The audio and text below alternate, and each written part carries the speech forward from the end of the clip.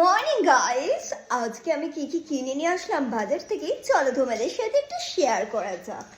এই দেখো, এটা এক রকমের কেক, এটা 5 টাকা পিস আর পুরোটা নিলে 50 টাকা।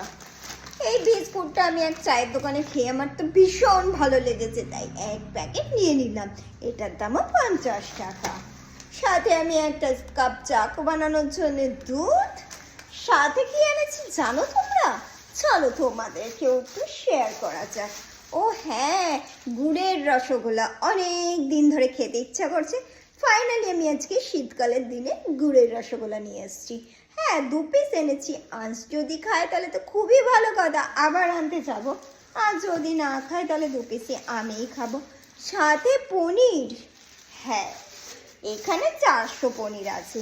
400 পনির, আর পনিরটা না ভীষণই সফট। তোমরা যদি নিতে চাও অবশ্যই